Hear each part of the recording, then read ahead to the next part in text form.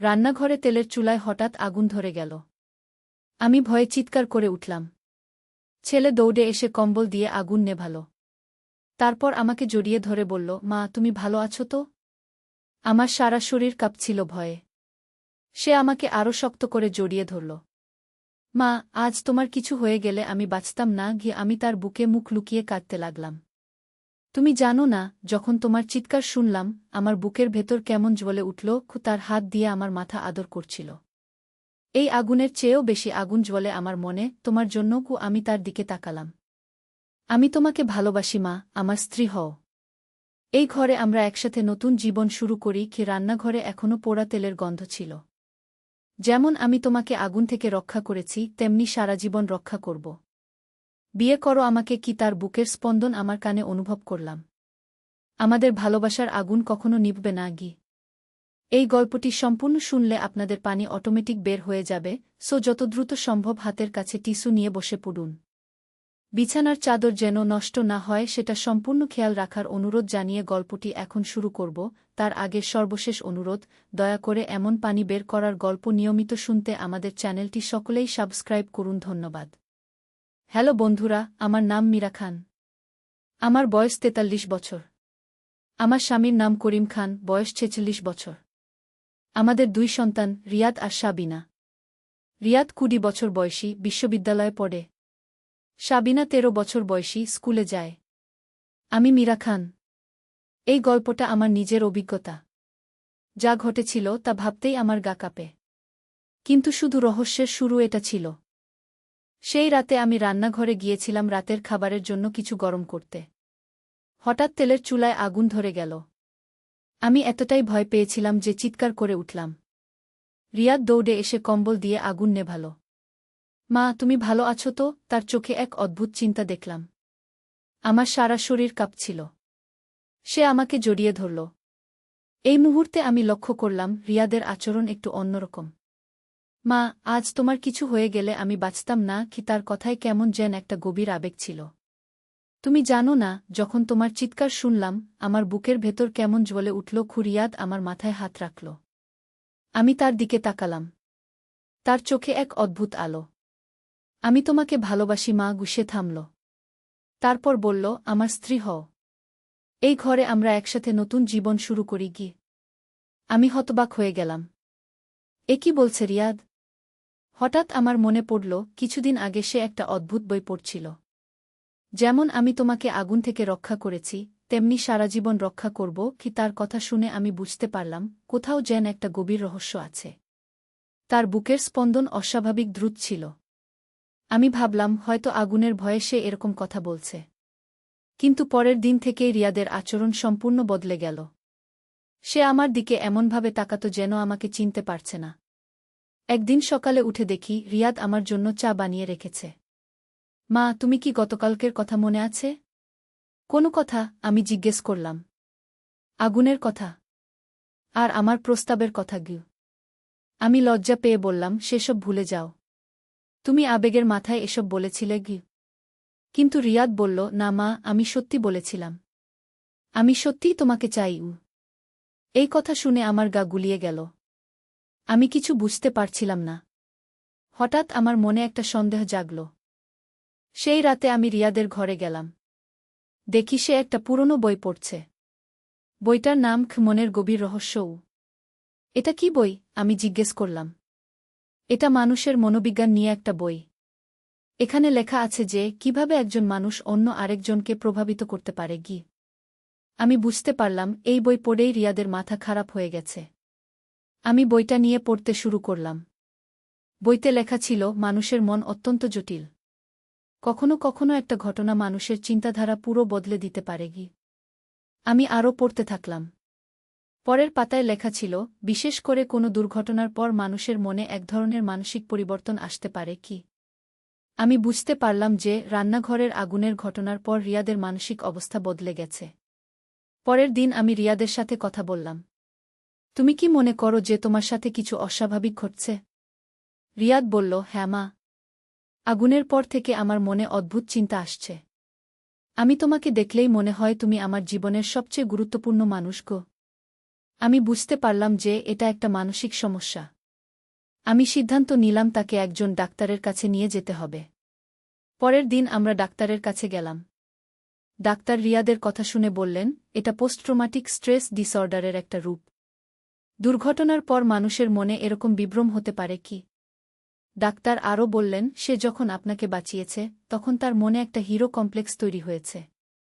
সে মনে করছে আপনি তার উপর নির্ভরশীল। ডাক্তার রিয়াদকে কিছু ওষুধ দিলেন এবং বললেন নিয়মিত কাউন্সেলিং নিতে। কয়েক সপ্তাহ পর রিয়াদের অবস্থা ভালো হতে শুরু করল। সে আবার স্বাভাবিক হয়ে উঠল। একদিন সে আমার কাছে এসে বলল, মা, আমি খুবই দুঃখিত। আমি জানি না কেন ওইসব অদ্ভুত কথা বলেছিলাম গু। আমি তাকে বুকে টেনে নিয়ে বললাম, কিছু নেই বাবা। তুমি ভালো আছো, এটাই যথেষ্ট। কিন্তু এই ঘটনার পর আমি একটা নতুন রহস্যের সন্ধান পেলাম। আমি বুঝতে পারলাম যে সেই বইটা কোনো সাধারণ বই নয়। আমি বইটা আবার নিয়ে পড়তে শুরু করলাম। দেখি এটা আসলে একটা হিপনোসিস বা সম্মোহনের বই। বইতে লেখা ছিল কিভাবে কোনো মানুষকে মানসিকভাবে প্রভাবিত করা যায়। আমি বুঝতে পারলাম যে রিয়াদ না জেনেই নিজেকে সম্মোহিত করে ফেলেছিল। আমি সাবিনাকে ডেকে জিজ্ঞেস করলাম, তুমি কি জানো রিয়াদ ভাই এই বইটা কোথায় পেয়েছে? সাবিনা বলল, ও বলেছিল যে পুরনো বইয়ের দোকান থেকে কিনেছে গু। আমি সেই দোকানে গেলাম। দোকানদার বলল, এই বইটা একজন বৃদ্ধ লোক এনেছিল। বলেছিল এটা একটা বিপজ্জনক বই। বিপজ্জনক মানে? উনি বলেছিলেন যে এই বই পড়লে মানুষের মনে অদ্ভুত পরিবর্তন আসতে পারে কি? আমি আরও জানার চেষ্টা করলাম। দোকানদার বলল, সেই বৃদ্ধ বলেছিলেন যে এই বই একসময় একটা গবেষণাগারে ব্যবহার হতো। আমি বুঝতে পারলাম যে এই বইটা কোনো সাইকোলজিক্যাল এক্সপেরিমেন্টের অংশ ছিল। আমি বাড়ি ফিরে এসে বইটা পুড়িয়ে দিলাম। আমি চাইছিলাম না যে আর কেউ এই বইয়ের শিকার হোক। রিয়াদ ধীরে ধীরে সম্পূর্ণ সুস্থ হয়ে উঠল। সে আবার তার স্বাভাবিক জীবনে ফিরে গেল। কয়েক মাস পর একদিন সে আমাকে বলল, মা, আমি একটা গার্লফ্রেন্ড বানিয়েছি গু। আমি খুশি হয়ে বললাম, সত্যি? সে কেমন মেয়ে? খুবই ভালো মেয়ে। তার নাম তানিয়া গু। আমি বুঝতে পারলাম যে রিয়াদ এখন সম্পূর্ণ স্বাভাবিক। সে এখন তার বয়সী মেয়েদের প্রতি আকর্ষণ অনুভব করছে, যা একদম স্বাভাবিক। কিছুদিন পর রিয়াদ তানিয়াকে বাড়িতে নিয়ে এলো। মেয়েটা সত্যিই খুব ভালো। একদিন তানিয়া আমাকে একা পেয়ে বলল, আন্টি, রিয়াদ আমাকে বলেছে যে কিছুদিন আগে তার মানসিক কিছু সমস্যা হয়েছিল গু। আমি বললাম, হ্যাঁ, কিন্তু এখন সে সম্পূর্ণ ভালো। তানিয়া বলল, আমি জানি। আমি তাকে খুব ভালোবাসি। আমি খুশি হলাম যে রিয়াদ একজন ভালো মেয়ে পেয়েছে। 6 মাস পর রিয়াদ ও তানিয়ার বিয়ে হল। আমি খুবই খুশি ছিলাম। বিয়ের পর একদিন রিয়াদ আমাকে বলল, মা, আমি যে সেই দিন অদ্ভুত কথা বলেছিলাম সেজন্য আমি খুবই লজ্জিত গু। আমি বললাম, সেসব ভুলে যাও। তুমি এখন খুশি, এটাই আমার জন্য যথেষ্ট। 1 বছর পর তানিয়া গর্ভবতী হল। আমি দাদি হওয়ার জন্য অপেক্ষা করতে লাগলাম। 9 মাস পর তানিয়া একটা সুন্দর ছেলের জন্ম দিল। আমরা তার নাম রাখলাম আরিয়ান।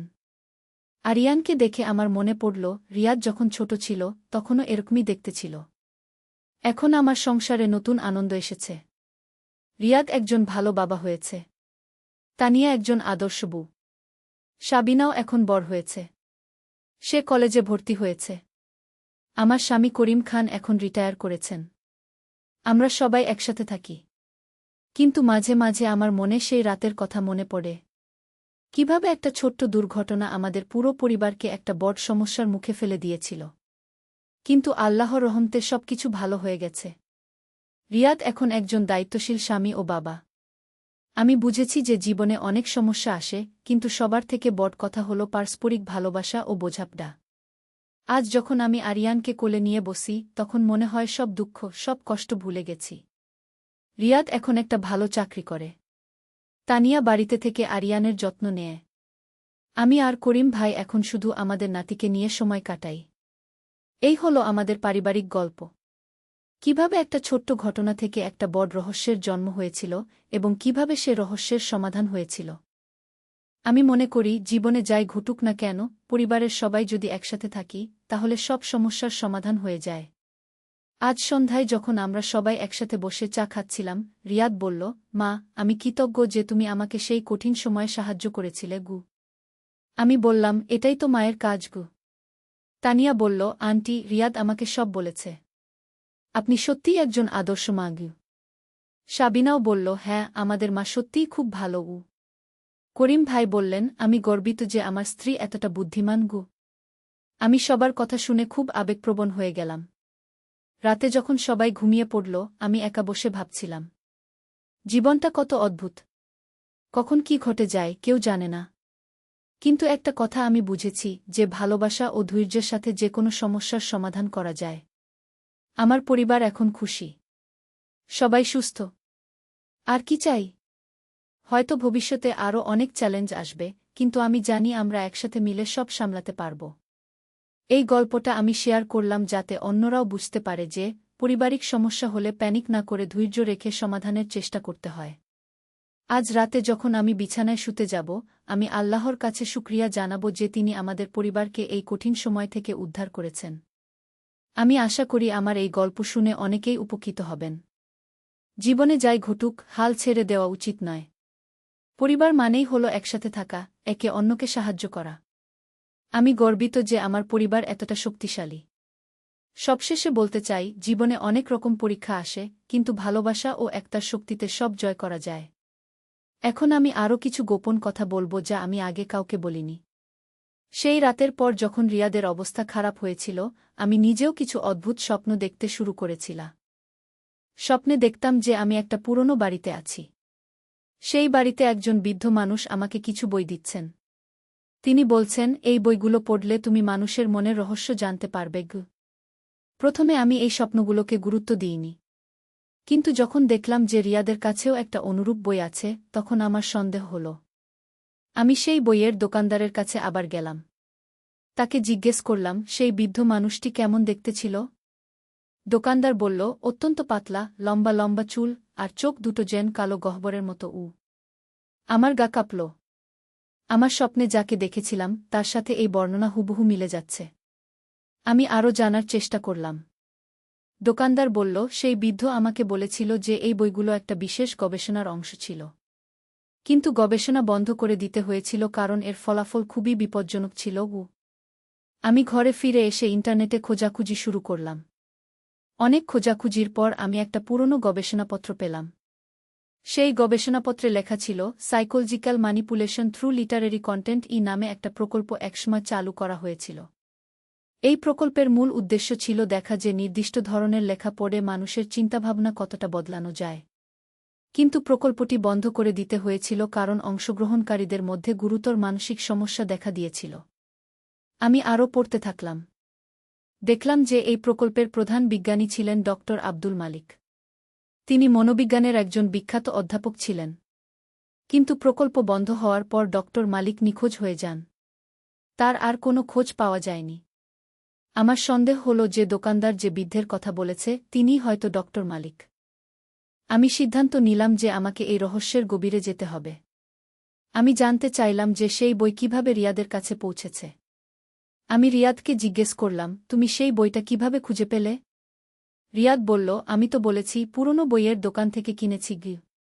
কিন্তু তুমি কেন সেই নির্দিষ্ট বইটা বেছে নিলে? রিয়াদ ভাবল। তারপর বলল, আসলে মা, আমার মনে পড়ছে যে একটা স্বপ্ন দেখেছিলাম। স্বপ্নে একজন বৃদ্ধ আমাকে বলেছিল যে আমার জীবনে একটা বড় পরিবর্তন আসবে। আর সেই পরিবর্তনের জন্য আমাকে একটা বিশেষ বই পড়তে হবে গি। আমার গা আবার কাঁপল। আমি আর রিয়াদ দুজনেই একই ধরনের স্বপ্ন দেখেছি। আমি আরও অনুসন্ধান করতে লাগলাম। আমি জানতে পারলাম যে ড. মালিকের গবেষণায় একটা বিশেষ পদ্ধতি ব্যবহার করা হতো। এই পদ্ধতিতে প্রথমে টার্গেট পার্সনের স্বপ্নে প্রভাব বিস্তার করা হতো। তারপর তাকে নির্দিষ্ট বই পড়তে বলা হতো।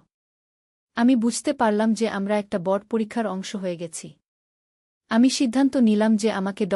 মালিককে খুঁজে বের করতে হবে। আমি বিভিন্ন জায়গায় খোঁজ নিতে লাগলাম। অবশেষে আমি একটা পুরনো গবেষণাগারের ঠিকানা পেলাম। সেটা শহরের বাইরে একটা নির্জন এলাকায়। আমি একা একা সেখানে গেলাম। দেখি একটা পুরনো বিল্ডিং। বিল্ডিংটা প্রায় ভাঙাচোরা, কিন্তু এখনও কেউ যেন ব্যবহার করছে। আমি ভিতরে ঢুকলাম। দেখি একটা রুমে অনেক বই রাখা আছে। আর একটা টেবিলে বসে আছেন একজন বৃদ্ধ। বৃদ্ধের চেহারা দেখে আমি চিনতে পারলাম। ইনিই সেই মানুষ যাকে আমি স্বপ্নে দেখেছিলাম। আপনি ডক্টর মালিক? আমি জিজ্ঞেস করলাম। তিনি হাসলেন। হ্যাঁ। আমি জানতাম তুমি আসবে গু। কেন আপনি আমার ছেলের সাথে এরকম করলেন? আমি কিছু করিনি। আমি শুধু একটা পরীক্ষা চালিয়েছি। আমি দেখতে চেয়েছিলাম যে পারিবারিক বন্ধন কতটা শক্তিশালী হতে পারে গি। ডক্টর মালিক আরও বললেন, তোমার ছেলে যখন সেই বই পড়ল, তার মনে কৃত্রিমভাবে কিছু চিন্তা ঢুকিয়ে দেওয়া হয়েছিল। কিন্তু তুমি যেভাবে তাকে সাহায্য করলে, সেটা আমার পরীক্ষার আসল উদ্দেশ্য ছিল গু। মানে? আমি দেখতে চেয়েছিলাম যে একজন মা কতদূর যেতে পারে তার সন্তানকে বাঁচাতে। তুমি সফল হয়েছ গু। আমি রাগে ফেটে পড়লাম। আপনার এই পরীক্ষার জন্য আমার পরিবার কত কষ্ট পেয়েছে সেটা আপনি জানেন? ডক্টর মালিক দুঃখিত হয়ে বললেন, আমি জানি। কিন্তু আমার গবেষণা খুবই গুরুত্বপূর্ণ ছিল। আমি প্রমাণ করতে চেয়েছিলাম যে ভালোবাসা যে কোনো মানসিক প্রভাবকে হারিয়ে দিতে পারে গু। আপনার আরও কতজনের সাথে এরকম করেছেন? তোমাদের সাথেই আমার শেষ পরীক্ষা। এখন আমি সন্তুষ্ট যে আমার তত্ত্ব সঠিক গু। ডক্টর মালিক একটা ফাইল আমার হাতে দিলেন। এই ফাইলে তোমার ছেলের সম্পূর্ণ চিকিৎসার পদ্ধতি আছে। যদি কোনোদিন আবার সমস্যা হয় এটা ব্যবহার করতে পারো উ। আমি ফাইলটা নিয়ে চলে এলাম। বাড়িতে ফিরে দেখি রিয়াদ তানিয়াকে নিয়ে বসে আছে। আরিয়ান তানিয়ার কোলে। রিয়াদ আমাকে দেখে বলল, মা তুমি কোথায় গিয়েছিলে? আমি সব সত্যি বললাম। রিয়াদ শুনে অবাক হল। তার মানে আমার যা হয়েছিল সেটা পুরোটাই কৃত্রিম ছিল? হ্যাঁ। কিন্তু গুরুত্বপূর্ণ বিষয় হল যে তুমি এখন ভালো আছো গু। তানিয়া বলল, আন্টি এই ব্যাপারটা কি পুলিশকে জানানো উচিত নয়? আমি ভেবে দেখলাম। তারপর বললাম, না এখন আর দরকার নেই। ডক্টর মালিক বলেছে যে এটাই তার শেষ পরীক্ষা গু। কিন্তু আমি সিদ্ধান্ত নিলাম যে আমি এই ঘটনা সবার সাথে শেয়ার করব। যাতে অন্য কেউ এরকম সমস্যায় না পড়ে। আমি একটা ডায়েরি লিখতে শুরু করলাম। সেই ডায়েরিতে আমাদের পুরো অভিজ্ঞতা লিখলাম। কিছুদিন পর আমি জানতে পারলাম যে ডক্টর মালিক মারা গেছেন। তার মৃত্যুর পর তার সব গবেষণা সরকার বাজেয়াপ্ত করেছে। আমি স্বস্তি পেলাম যে আর কারো সাথে এরকম ঘটনা ঘটবে না। এখন আমাদের পরিবার সম্পূর্ণ স্বাভাবিক। রিয়াদ তার কাজে মনোযোগ দিচ্ছে। তানিয়া আরিয়ানের যত্ন নিচ্ছে। সাবিনাও এখন গ্র্যাজুয়েট হয়েছে। সে একটা ভালো চাকরি পেয়েছে। কয়েক মাস আগে সাবিনা একটা ছেলের সাথে পরিচিত হয়েছে। ছেলেটা খুবই ভদ্র এবং শিক্ষিত। আমি ভাবছি শীঘ্রই সাবিনার বিয়ে দিতে হবে। তাহলে আমাদের পরিবার আরও বড় হবে। করিম ভাই এখন নাতির সাথে খেলায় ব্যস্ত থাকেন। আরিয়ান এখন 3 বছর বয়স। সে কথা বলতে শিখেছে। প্রতিদিন সকালে আরিয়ান আমার কাছে এসে বলে, নানি গল্প বলো উ। আমি তাকে রূপকথার গল্প বলি। কিন্তু আমাদের জীবনের আসল ঘটনার চেয়ে রোমাঞ্চকর আর কোনো গল্প হতে পারে না। মাঝে মাঝে রাতে যখন সবাই ঘুমিয়ে যায় আমি একা বসে ভাবি। জীবন সত্যিই অদ্ভুত। কখন কোনো মোড় নেবে কেউ জানে না। কিন্তু একটা কথা আমি নিশ্চিতভাবে বলতে পারি যে পারিবারিক ভালোবাসার চেয়ে শক্তিশালী কিছু নেই। আজকাল আমি স্থানীয় একটা সামাজিক সংস্থার সাথে কাজ করি। আমি এমন পরিবারদের সাহায্য করি যাদের সদস্যদের মানসিক সমস্যা আছে। আমার অভিজ্ঞতা অনেককে সাহায্য করেছে। অনেক মা আমার কাছে পরামর্শ নিতে আসে। আমি তাদের বলি যে ধৈর্য এবং ভালোবাসা দিয়ে যে কোনো সমস্যার সমাধান করা যায়। গত মাসে আমাদের এলাকার একটা পরিবারের সাথে অনুরূপ ঘটনা ঘটেছিল। তাদের ছেলেও হঠাৎ অদ্ভুত আচরণ করতে শুরু করেছিল। আমি তাদের সাহায্য করেছি। এখন সেই ছেলেও ভালো আছে। আমি বুঝেছি যে আমাদের অভিজ্ঞতা শুধু আমাদের জন্য নয়। এটা অন্যদের সাহায্য করার জন্যও ব্যবহার করা যায়। আজ সকালে তানিয়া আমাকে একটা খুশির খবর দিয়েছে। সে আবার গর্ভবতী হয়েছে। আমি খুবই খুশি। আরিয়ানের একটা ভাই বা বোন হবে। রিয়াদও খুব খুশি। সে বলেছে যে এবারের বাচ্চার নাম সে রাখবে আমার নামানুসারে। আমার মনে হচ্ছে আমাদের পরিবারে আবার নতুন আনন্দ আসছে। আমি প্রতিদিন আল্লাহর কাছে দোয়া করি যেন আমাদের পরিবার সবসময় সুখে থাকে। কিছুদিন আগে আমি আমার ডায়েরি প্রকাশ করেছি। অনেকে সেটা পড়ে আমাকে ধন্যবাদ জানিয়েছে। একজন পাঠক আমাকে চিঠি লিখেছিল, আপনার গল্প পড়ে আমি বুঝতে পেরেছি যে পরিবারের শক্তি কত বেশি। আরেকজন লিখেছিল, আপনার অভিজ্ঞতা আমাকে আমার ছেলের সাথে সমস্যার সমাধান করতে সাহায্য করেছে। এইসব চিঠি পেয়ে আমি বুঝতে পারি যে আমাদের কষ্টের একটা মানে ছিল। আমি এখন নিয়মিত বিভিন্ন সেমিনারে বক্তব্য রাখি। আমি মানুষদের বলি যে মানসিক স্বাস্থ্য নিয়ে কথা বলা লজ্জার কিছু নেই। আমার কথা শুনে অনেকে উৎসাহিত হয় এবং তাদের সমস্যার সমাধান খোঁজে। এভাবে আমাদের দুর্ভোগ থেকেই অনেকের উপকার হচ্ছে। আজ রাতে যখন আমি এই গল্প শেষ করছি, আমি খুবই কৃতজ্ঞ বোধ করছি। জীবনে অনেক বাধা এসেছে, কিন্তু আমরা সবাই মিলে সেসব অতিক্রম করেছি। আমার পরিবার এখন আরও শক্তিশালী। আমরা একে অন্যকে আরও বেশি ভালোবাসি। আমি জানি যে ভবিষ্যতেও হয়তো নানা সমস্যা আসবে, কিন্তু আমি নির্ভয়ে বলতে পারি যে আমরা যেকোনো সমস্যার মোকাবেলা করতে পারব। কারণ আমাদের আছে ভালোবাসা, আছে একতা, আর আছে একে অন্যের প্রতি অবিচল বিশ্বাস। আমার গল্প এখানেই শেষ। আশা করি আপনাদের ভালো লেগেছে। আর সবচেয়ে বড় কথা, আশা করি এই গল্প থেকে আপনারা কিছু শিক্ষা নিতে পেরেছেন। আমি সিদ্ধান্ত নিলাম তাকে একজন ডাক্তারের কাছে নিয়ে যেতে হবে। পরের দিন আমরা ডাক্তারের কাছে গেলাম। ডাক্তার রিয়াদের কথা শুনে বললেন, এটা পোস্টট্রমাটিক স্ট্রেস ডিসঅর্ডারের একটা রূপ। দুর্ঘটনার পর মানুষের মনে এরকম বিভ্রম হতে পারে কি? ডাক্তার আরও বললেন, সে যখন আপনাকে বাঁচিয়েছে তখন তার মনে একটা হিরো কমপ্লেক্স তৈরি হয়েছে। সে মনে করছে আপনি তার উপর নির্ভরশীল। ডাক্তার রিয়াদকে কিছু ওষুধ দিলেন এবং বললেন নিয়মিত কাউন্সেলিং নিতে। কয়েক সপ্তাহ পর রিয়াদের অবস্থা ভালো হতে শুরু করল। সে আবার স্বাভাবিক হয়ে উঠল। একদিন সে আমার কাছে এসে বলল, মা, আমি খুবই দুঃখিত। আমি জানি না কেন ওইসব অদ্ভুত কথা বলেছিলাম গু। আমি তাকে বুকে টেনে নিয়ে বললাম, কিছু নেই বাবা। তুমি ভালো আছো, এটাই যথেষ্ট। কিন্তু এই ঘটনার পর আমি একটা নতুন রহস্যের সন্ধান পেলাম। আমি বুঝতে পারলাম যে সেই বইটা কোনো সাধারণ বই নয়। আমি বইটা আবার নিয়ে পড়তে শুরু করলাম। দেখি এটা আসলে একটা হিপনোসিস বা সম্মোহনের বই। বইতে লেখা ছিল কিভাবে কোনো মানুষকে মানসিকভাবে প্রভাবিত করা যায়। আমি বুঝতে পারলাম যে রিয়াদ না জেনেই নিজেকে সম্মোহিত করে ফেলেছিল। আমি সাবিনাকে ডেকে জিজ্ঞেস করলাম, তুমি কি জানো রিয়াদ ভাই এই বইটা কোথায় পেয়েছে? সাবিনা বলল, ও বলেছিল যে পুরনো বইয়ের দোকান থেকে কিনেছে গু। আমি সেই দোকানে গেলাম। দোকানদার বলল, এই বইটা একজন বৃদ্ধ লোক এনেছিল। বলেছিল এটা একটা বিপজ্জনক বই। বিপজ্জনক মানে?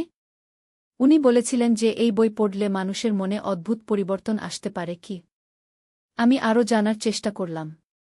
দোকানদার বলল, সেই বৃদ্ধ বলেছিলেন যে এই বই একসময় একটা গবেষণাগারে ব্যবহার হতো।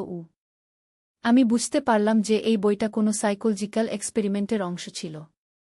আমি বাড়ি ফিরে এসে বইটা পুড়িয়ে দিলাম। আমি চাইছিলাম না যে আর কেউ এই বইয়ের শিকার হোক। রিয়াদ ধীরে ধীরে সম্পূর্ণ সুস্থ হয়ে উঠল। সে আবার তার স্বাভাবিক জীবনে ফিরে গেল। কয়েক মাস পর একদিন সে আমাকে বলল, মা, আমি একটা গার্লফ্রেন্ড বানিয়েছি গু। আমি খুশি হয়ে বললাম, সত্যি? সে কেমন মেয়ে? খুবই ভালো মেয়ে। তার নাম তানিয়া গু। আমি বুঝতে পারলাম যে রিয়াদ এখন সম্পূর্ণ স্বাভাবিক। সে এখন তার বয়সী মেয়েদের প্রতি আকর্ষণ অনুভব করছে, যা একদম স্বাভাবিক। কিছুদিন পর রিয়াদ তানিয়াকে বাড়িতে নিয়ে এলো। মেয়েটা সত্যিই খুব ভালো। একদিন তানিয়া আমাকে একা পেয়ে বলল, আন্টি, রিয়াদ আমাকে বলেছে যে কিছুদিন আগে তার মানসিক কিছু সমস্যা হয়েছিল গু। আমি বললাম, হ্যাঁ, কিন্তু এখন সে সম্পূর্ণ ভালো। তানিয়া বলল, আমি জানি। আমি তাকে খুব ভালোবাসি। আমি খুশি হলাম যে রিয়াদ একজন ভালো মেয়ে পেয়েছে। 6 মাস পর রিয়াদ ও তানিয়ার বিয়ে হল। আমি খুবই খুশি ছিলাম। বিয়ের পর একদিন রিয়াদ আমাকে বলল, মা, আমি যে সেই দিন অদ্ভুত কথা বলেছিলাম সেজন্য আমি খুবই লজ্জিত গু। আমি বললাম, সেসব ভুলে যাও। তুমি এখন খুশি, এটাই আমার জন্য যথেষ্ট। 1 বছর পর তানিয়া গর্ভবতী হল। আমি দাদি হওয়ার জন্য অপেক্ষা করতে লাগলাম। 9 মাস পর তানিয়া একটা সুন্দর ছেলের জন্ম দিল। আমরা তার নাম রাখলাম আরিয়ান। আরিয়ানকে দেখে আমার মনে পড়ল, রিয়াদ যখন ছোট ছিল তখনও এরকমই দেখতে ছিল। এখন আমার সংসারে নতুন আনন্দ এসেছে। রিয়াদ একজন ভালো বাবা হয়েছে। তানিয়া একজন আদর্শ বউ। সাবিনাও এখন বড় হয়েছে। সে কলেজে ভর্তি হয়েছে। আমার স্বামী করিম খান এখন রিটায়ার করেছেন। আমরা সবাই একসাথে থাকি। কিন্তু মাঝে মাঝে আমার মনে সেই রাতের কথা মনে পড়ে। কিভাবে একটা ছোট্ট দুর্ঘটনা আমাদের পুরো পরিবারকে একটা বড় সমস্যার মুখে ফেলে দিয়েছিল। কিন্তু আল্লাহর রহমতে সবকিছু ভালো হয়ে গেছে। রিয়াদ এখন একজন দায়িত্বশীল স্বামী ও বাবা। আমি বুঝেছি যে জীবনে অনেক সমস্যা আসে, কিন্তু সবার থেকে বড় কথা হল পারস্পরিক ভালোবাসা ও বোঝাপড়া। আজ যখন আমি আরিয়ানকে কোলে নিয়ে বসি, তখন মনে হয় সব দুঃখ, সব কষ্ট ভুলে গেছি। রিয়াদ এখন একটা ভালো চাকরি করে। তানিয়া বাড়িতে থেকে আরিয়ানের যত্ন নেয়। আমি আর করিম ভাই এখন শুধু আমাদের নাতিকে নিয়ে সময় কাটাই। এই হলো আমাদের পারিবারিক গল্প। কিভাবে একটা ছোট্ট ঘটনা থেকে একটা বড় রহস্যের জন্ম হয়েছিল এবং কিভাবে সে রহস্যের সমাধান হয়েছিল। আমি মনে করি জীবনে যাই ঘটুক না কেন, পরিবারের সবাই যদি একসাথে থাকি, তাহলে সব সমস্যার সমাধান হয়ে যায়।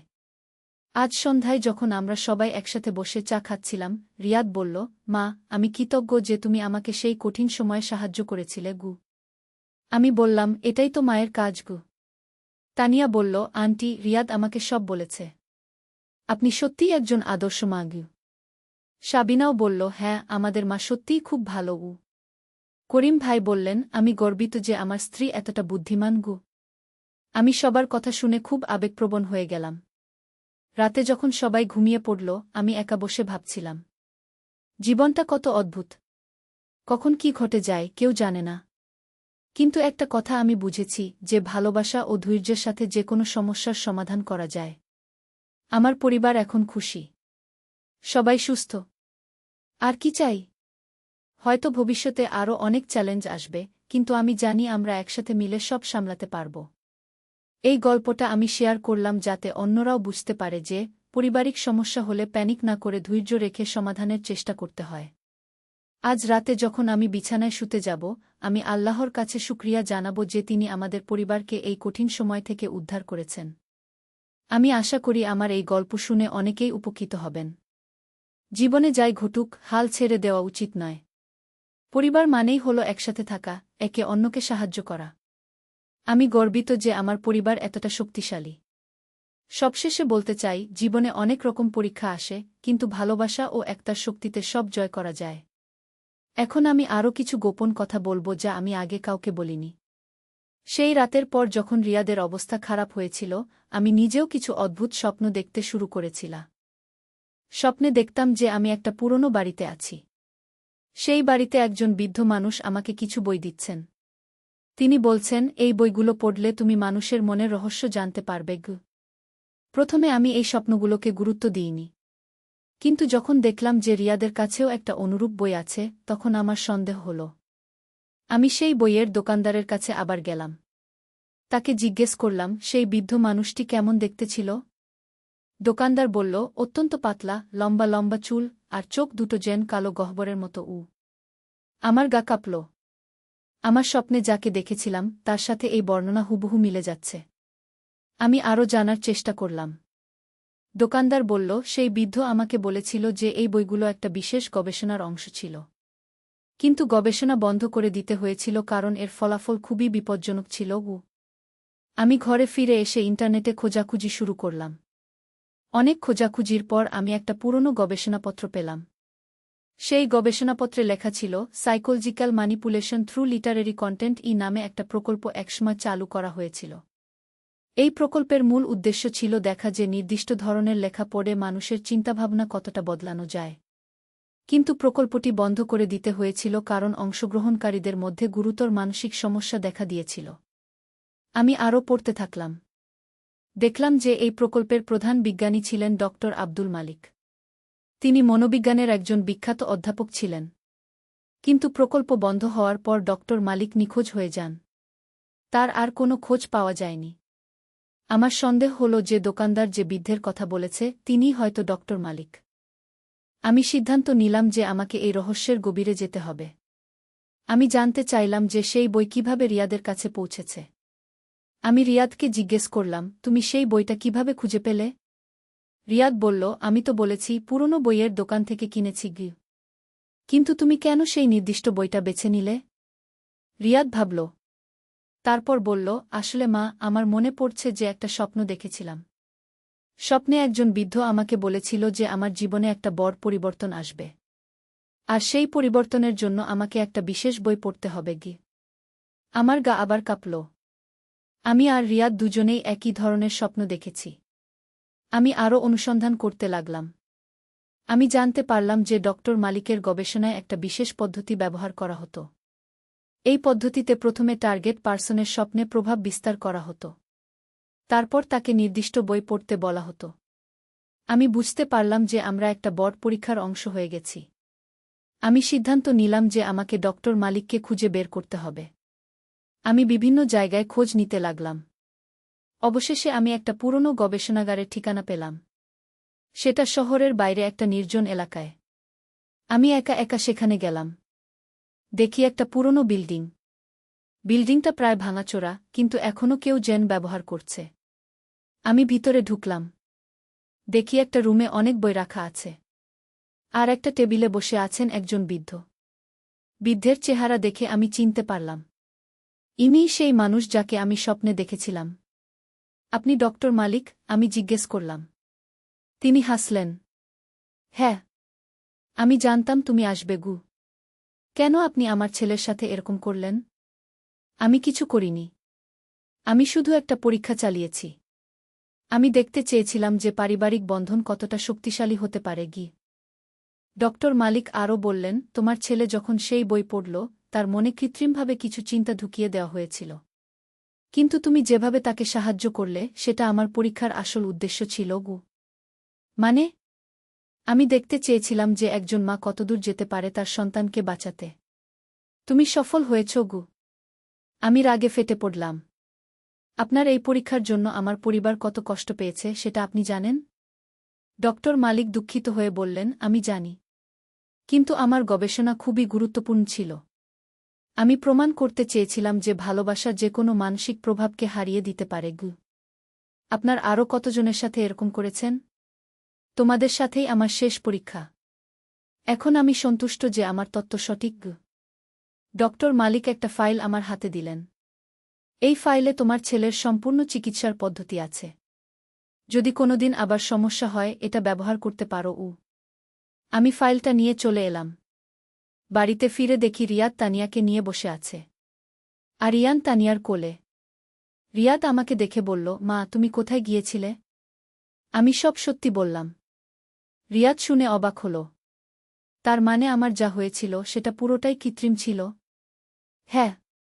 কিন্তু গুরুত্বপূর্ণ বিষয় হল যে তুমি এখন ভালো আছো গু। তানিয়া বলল, আন্টি, এই ব্যাপারটা কি পুলিশকে জানানো উচিত নয়? আমি ভেবে দেখলাম। তারপর বললাম, না, এখন আর দরকার নেই। ডক্টর মালিক বলেছে যে এটাই তার শেষ পরীক্ষা গু। কিন্তু আমি সিদ্ধান্ত নিলাম যে আমি এই ঘটনা সবার সাথে শেয়ার করব, যাতে অন্য কেউ এরকম সমস্যায় না পড়ে। আমি একটা ডায়েরি লিখতে শুরু করলাম। সেই ডায়েরিতে আমাদের পুরো অভিজ্ঞতা লিখলাম। কিছুদিন পর আমি জানতে পারলাম যে ডক্টর মালিক মারা গেছেন। তার মৃত্যুর পর তার সব গবেষণা সরকার বাজেয়াপ্ত করেছে। আমি স্বস্তি পেলাম যে আর কারো সাথে এরকম ঘটনা ঘটবে না। এখন আমাদের পরিবার সম্পূর্ণ স্বাভাবিক। রিয়াদ তার কাজে মনোযোগ দিচ্ছে। তানিয়া আরিয়ানের যত্ন নিচ্ছে। সাবিনাও এখন গ্র্যাজুয়েট হয়েছে। সে একটা ভালো চাকরি পেয়েছে। কয়েক মাস আগে সাবিনা একটা ছেলের সাথে পরিচিত হয়েছে। ছেলেটা খুবই ভদ্র এবং শিক্ষিত। আমি ভাবছি শীঘ্রই সাবিনার বিয়ে দিতে হবে। তাহলে আমাদের পরিবার আরও বড় হবে। করিম ভাই এখন নাতির সাথে খেলায় ব্যস্ত থাকেন। আরিয়ান এখন ৩ বছর বয়স। সে কথা বলতে শিখেছে। প্রতিদিন সকালে আরিয়ান আমার কাছে এসে বলে, নানি, গল্প বলো উ। আমি তাকে রূপকথার গল্প বলি। কিন্তু আমাদের জীবনের আসল ঘটনার চেয়ে রোমাঞ্চকর আর কোনো গল্প হতে পারে না। মাঝে মাঝে রাতে যখন সবাই ঘুমিয়ে যায়, আমি একা বসে ভাবি, জীবন সত্যিই অদ্ভুত। কখন কোনো মোড় নেবে কেউ জানে না। কিন্তু একটা কথা আমি নিশ্চিতভাবে বলতে পারি যে পারিবারিক ভালোবাসার চেয়ে শক্তিশালী কিছু নেই। আজকাল আমি স্থানীয় একটা সামাজিক সংস্থার সাথে কাজ করি। আমি এমন পরিবারদের সাহায্য করি যাদের সদস্যদের মানসিক সমস্যা আছে। আমার অভিজ্ঞতা অনেককে সাহায্য করেছে। অনেক মা আমার কাছে পরামর্শ নিতে আসে। আমি তাদের বলি যে ধৈর্য এবং ভালোবাসা দিয়ে যে কোনো সমস্যার সমাধান করা যায়। গত মাসে আমাদের এলাকার একটা পরিবারের সাথে অনুরূপ ঘটনা ঘটেছিল। তাদের ছেলেও হঠাৎ অদ্ভুত আচরণ করতে শুরু করেছিল। আমি তাদের সাহায্য করেছি। এখন সেই ছেলেও ভালো আছে। আমি বুঝেছি যে আমাদের অভিজ্ঞতা শুধু আমাদের জন্য নয়, এটা অন্যদের সাহায্য করার জন্যও ব্যবহার করা যায়। আজ সকালে তানিয়া আমাকে একটা খুশির খবর দিয়েছে। সে আবার গর্ভবতী হয়েছে। আমি খুবই খুশি। আর রিয়ানের একটা ভাই বা বোন হবে। রিয়াদও খুব খুশি। সে বলেছে যে এবারের বাচ্চার নাম সে রাখবে আমার নামানুসারে। আমার মনে হচ্ছে আমাদের পরিবারে আবার নতুন আনন্দ আসছে। আমি প্রতিদিন আল্লাহর কাছে দোয়া করি যেন আমাদের পরিবার সবসময় সুখে থাকে। কিছুদিন আগে আমি আমার ডায়েরি প্রকাশ করেছি। অনেকে সেটা পড়ে আমাকে ধন্যবাদ জানিয়েছে। একজন পাঠক আমাকে চিঠি লিখেছিল, আপনার গল্প পড়ে আমি বুঝতে পেরেছি যে পরিবারের শক্তি কত বেশি। আরেকজন লিখেছিল, আপনার অভিজ্ঞতা আমাকে আমার ছেলের সাথে সমস্যার সমাধান করতে সাহায্য করেছে। এইসব চিঠি পেয়ে আমি বুঝতে পারি যে আমাদের কষ্টের একটা মানে ছিল। আমি এখন নিয়মিত বিভিন্ন সেমিনারে বক্তব্য রাখি। আমি মানুষদের বলি যে মানসিক স্বাস্থ্য নিয়ে কথা বলা লজ্জার কিছু নেই। আমার কথা শুনে অনেকে উৎসাহিত হয় এবং তাদের সমস্যার সমাধান খোঁজে। এভাবে আমাদের দুর্ভোগ থেকেই অনেকের উপকার হচ্ছে। আজ রাতে যখন আমি এই গল্প শেষ করছি, আমি খুবই কৃতজ্ঞ বোধ করছি। জীবনে অনেক বাধা এসেছে, কিন্তু আমরা সবাই মিলে সেসব অতিক্রম করেছি। আমার পরিবার এখন আরও শক্তিশালী। আমরা একে অন্যকে আরও বেশি ভালোবাসি। আমি জানি যে ভবিষ্যতেও হয়তো নানা সমস্যা আসবে। কিন্তু আমি নির্ভয়ে বলতে পারি যে আমরা যেকোনো সমস্যার মোকাবেলা করতে পারব। কারণ আমাদের আছে ভালোবাসা, আছে একতা, আর আছে একে অন্যের প্রতি অবিচল বিশ্বাস। আমার গল্প এখানেই শেষ। আশা করি আপনাদের ভালো লেগেছে। আর সবচেয়ে বড় কথা, আশা করি এই গল্প থেকে আপনারা কিছু শিক্ষা নিতে পেরেছেন। আমি সিদ্ধান্ত নিলাম তাকে একজন ডাক্তারের কাছে নিয়ে যেতে হবে। পরের দিন আমরা ডাক্তারের কাছে গেলাম। ডাক্তার রিয়াদের কথা শুনে বললেন, এটা পোস্টট্রমাটিক স্ট্রেস ডিসঅর্ডারের একটা রূপ। দুর্ঘটনার পর মানুষের মনে এরকম বিভ্রম হতে পারে কি? ডাক্তার আরও বললেন, সে যখন আপনাকে বাঁচিয়েছে তখন তার মনে একটা হিরো কমপ্লেক্স তৈরি হয়েছে। সে মনে করছে আপনি তার উপর নির্ভরশীল। ডাক্তার রিয়াদকে কিছু ওষুধ দিলেন এবং বললেন নিয়মিত কাউন্সেলিং নিতে। কয়েক সপ্তাহ পর রিয়াদের অবস্থা ভালো হতে শুরু করল। সে আবার স্বাভাবিক হয়ে উঠল। একদিন সে আমার কাছে এসে বলল, মা, আমি খুবই দুঃখিত। আমি জানি না কেন ওইসব অদ্ভুত কথা বলেছিলাম। আমি তাকে বুকে টেনে নিয়ে বললাম, কিছু নেই বাবা। তুমি ভালো আছো, এটাই যথেষ্ট। কিন্তু এই ঘটনার পর আমি একটা নতুন রহস্যের সন্ধান পেলাম। আমি বুঝতে পারলাম যে সেই বইটা কোনো সাধারণ বই নয়। আমি বইটা আবার নিয়ে পড়তে শুরু করলাম। দেখি এটা আসলে একটা হিপনোসিস বা সম্মোহনের বই। বইতে লেখা ছিল কিভাবে কোনো মানুষকে মানসিকভাবে প্রভাবিত করা যায়। আমি বুঝতে পারলাম যে রিয়াদ না জেনেই নিজেকে সম্মোহিত করে ফেলেছিল। আমি সাবিনাকে ডেকে জিজ্ঞেস করলাম, তুমি কি জানো রিয়াদ ভাই এই বইটা কোথায় পেয়েছে? সাবিনা বলল, ও বলেছিল যে পুরনো বইয়ের দোকান থেকে কিনেছে। আমি সেই দোকানে গেলাম। দোকানদার বলল, এই বইটা একজন বৃদ্ধ লোক এনেছিল। বলেছিল এটা একটা বিপজ্জনক বই। বিপজ্জনক মানে?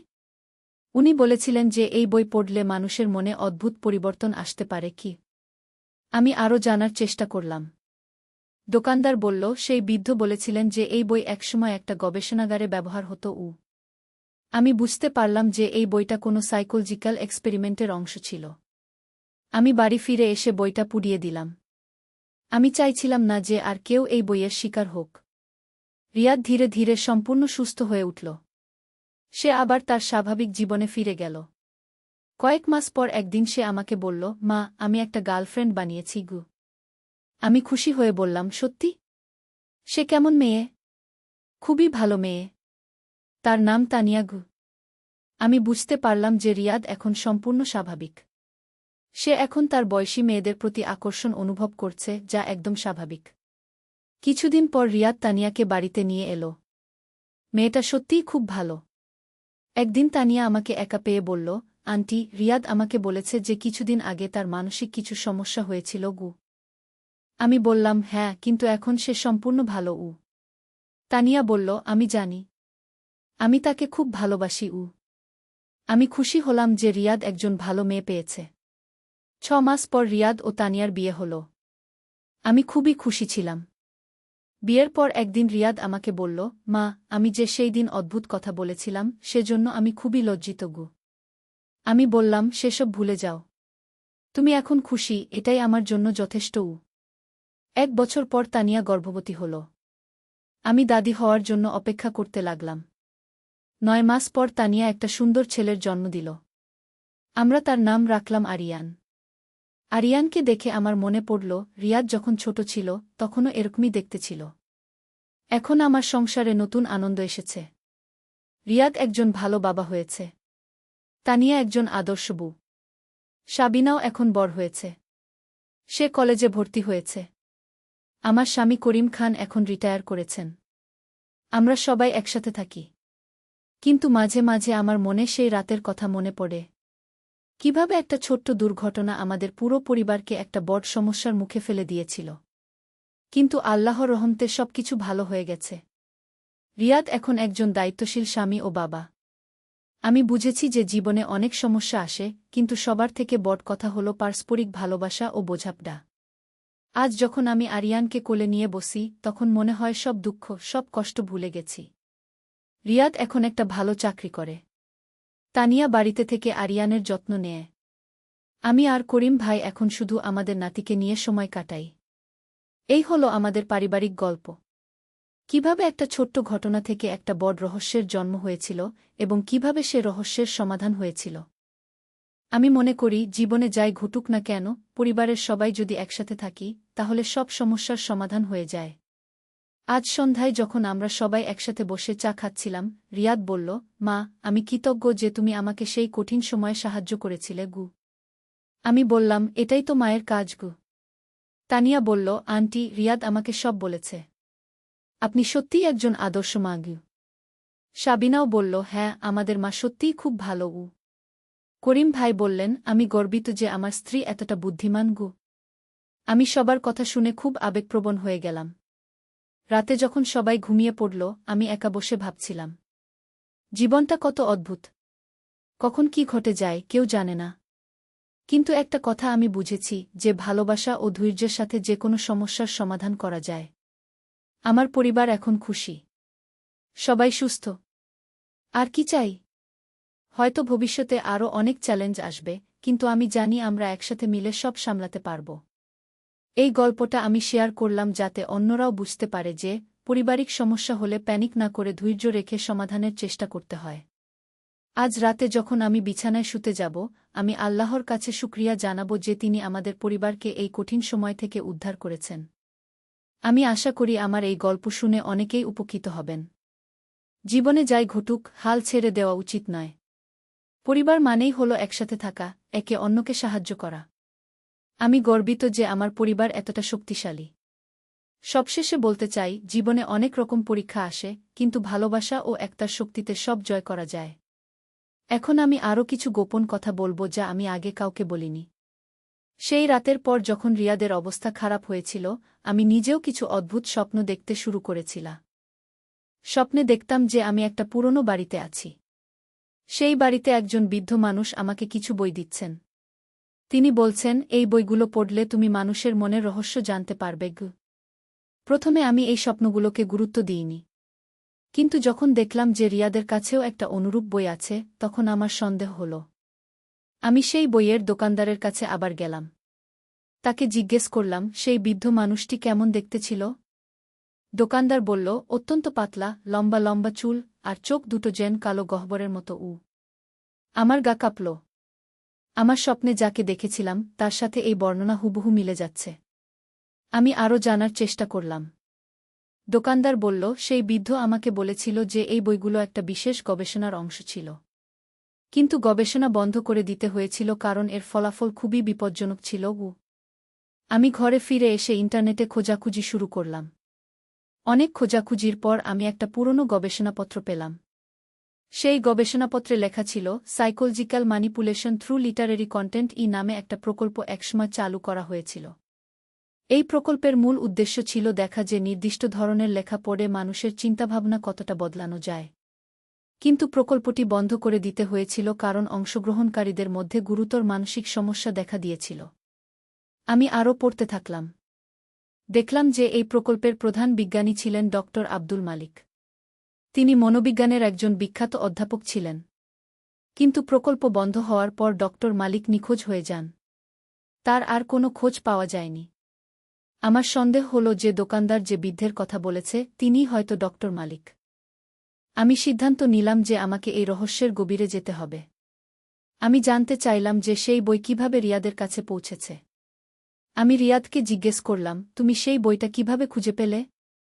রিয়াদ বলল, আমি তো বলেছি পুরনো বইয়ের দোকান থেকে কিনেছি গি। কিন্তু তুমি কেন সেই নির্দিষ্ট বইটা বেছে নিলে? রিয়াদ ভাবল। তারপর বলল, আসলে মা, আমার মনে পড়ছে যে একটা স্বপ্ন দেখেছিলাম।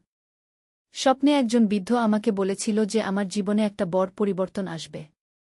আর সেই পরিবর্তনের জন্য আমাকে একটা বিশেষ বই পড়তে হবে গি। আমার গা আবার কাঁপল। আমি আর রিয়াদ দুজনেই একই ধরনের স্বপ্ন দেখেছি। আমি আরও অনুসন্ধান করতে লাগলাম। আমি জানতে পারলাম যে ডক্টর মালিকের গবেষণায় একটা বিশেষ পদ্ধতি ব্যবহার করা হতো। এই পদ্ধতিতে প্রথমে টার্গেট পার্সনের স্বপ্নে প্রভাব বিস্তার করা হতো। তারপর তাকে নির্দিষ্ট বই পড়তে বলা হতো।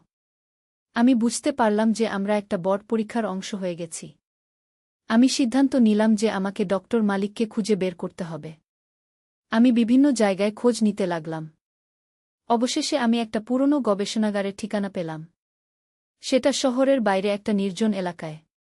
আমি একা একা সেখানে গেলাম। দেখি একটা পুরনো বিল্ডিং। বিল্ডিংটা প্রায় ভাঙাচোরা, কিন্তু এখনও কেউ যেন ব্যবহার করছে। আমি ভিতরে ঢুকলাম। দেখি একটা রুমে অনেক বই রাখা আছে। আর একটা টেবিলে বসে আছেন একজন বৃদ্ধ। বৃদ্ধের চেহারা দেখে আমি চিনতে পারলাম।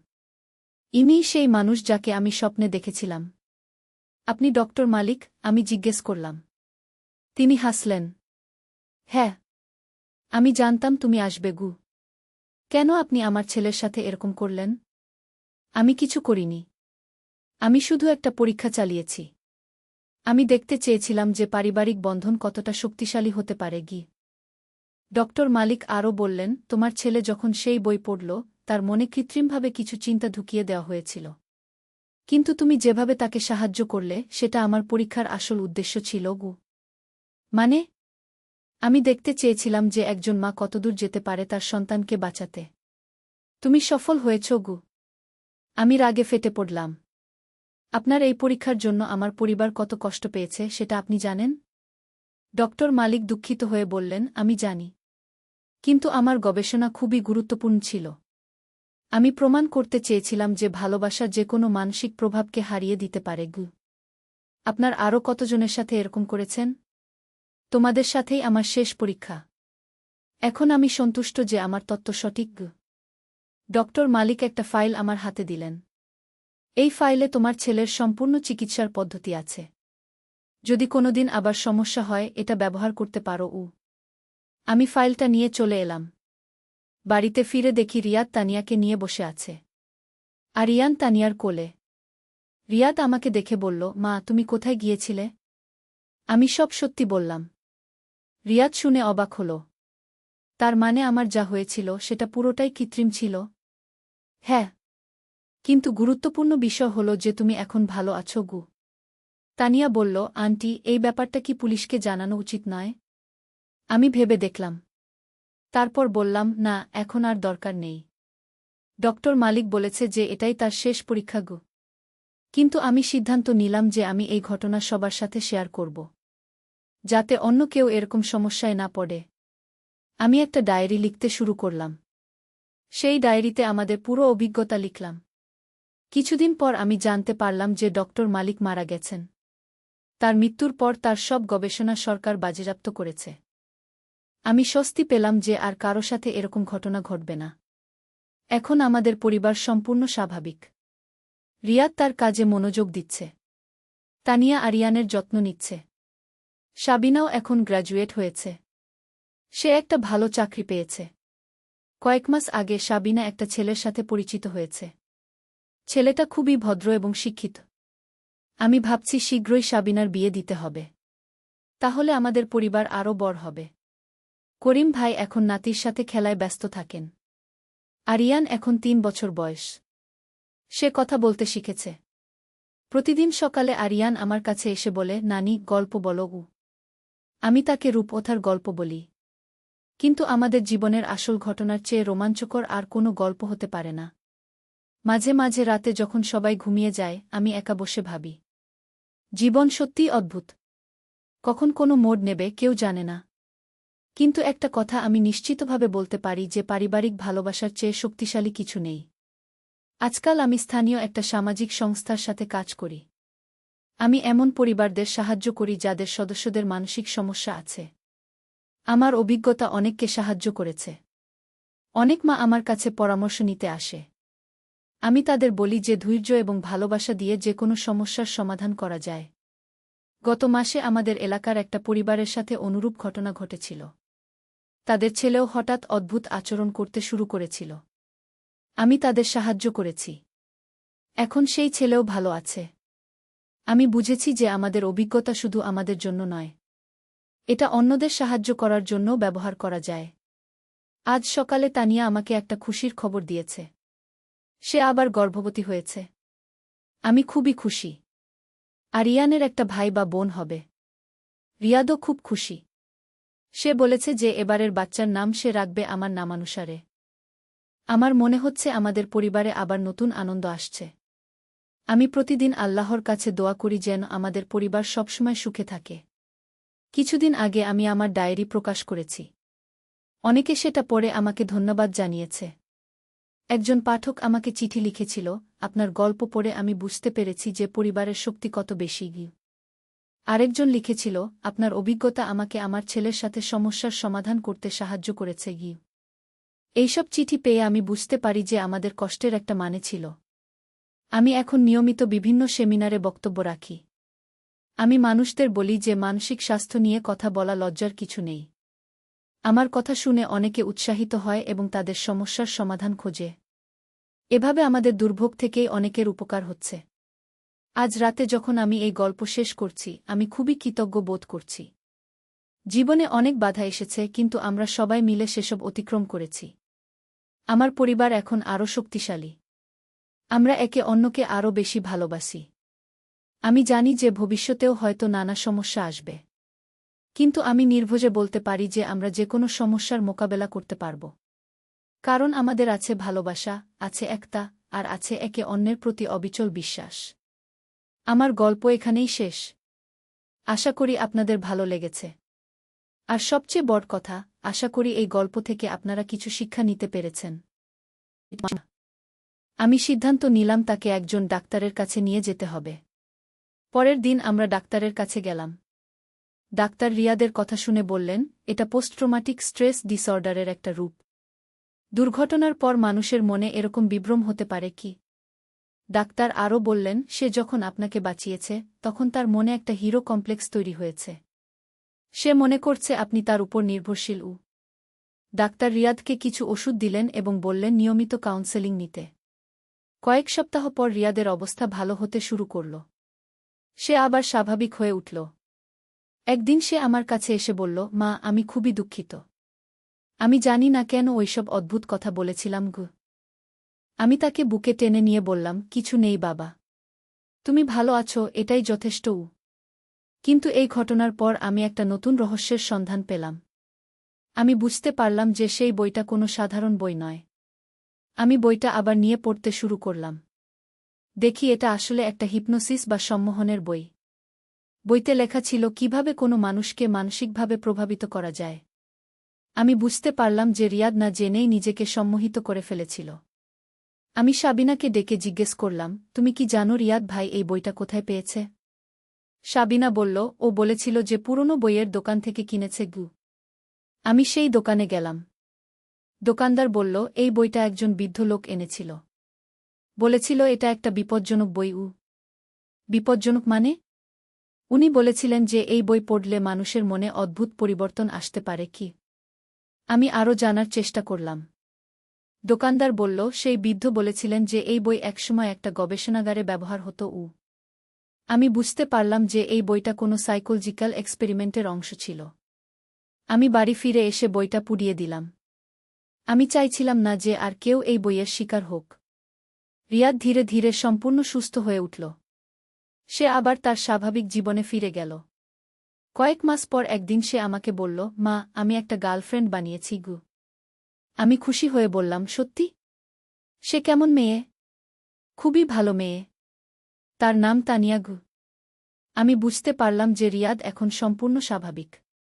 সে এখন তার বয়সী মেয়েদের প্রতি আকর্ষণ অনুভব করছে, যা একদম স্বাভাবিক। কিছুদিন পর রিয়াদ তানিয়াকে বাড়িতে নিয়ে এলো। মেয়েটা সত্যিই খুব ভালো। একদিন তানিয়া আমাকে একা পেয়ে বলল, আন্টি, রিয়াদ আমাকে বলেছে যে কিছুদিন আগে তার মানসিক কিছু সমস্যা হয়েছিল গু। আমি বললাম, হ্যাঁ, কিন্তু এখন সে সম্পূর্ণ ভালো। তানিয়া বলল, আমি জানি। আমি তাকে খুব ভালোবাসি। আমি খুশি হলাম যে রিয়াদ একজন ভালো মেয়ে পেয়েছে। 6 মাস পর রিয়াদ ও তানিয়ার বিয়ে হল। আমি খুবই খুশি ছিলাম। বিয়ের পর একদিন রিয়াদ আমাকে বলল, মা, আমি যে সেই দিন অদ্ভুত কথা বলেছিলাম সেজন্য আমি খুবই লজ্জিত গু। আমি বললাম, সেসব ভুলে যাও। তুমি এখন খুশি, এটাই আমার জন্য যথেষ্ট। 1 বছর পর তানিয়া গর্ভবতী হল। আমি দাদি হওয়ার জন্য অপেক্ষা করতে লাগলাম। 9 মাস পর তানিয়া একটা সুন্দর ছেলের জন্ম দিল। আমরা তার নাম রাখলাম আরিয়ান। আরিয়ানকে দেখে আমার মনে পড়ল, রিয়াদ যখন ছোট ছিল তখনও এরকমই দেখতে ছিল। এখন আমার সংসারে নতুন আনন্দ এসেছে।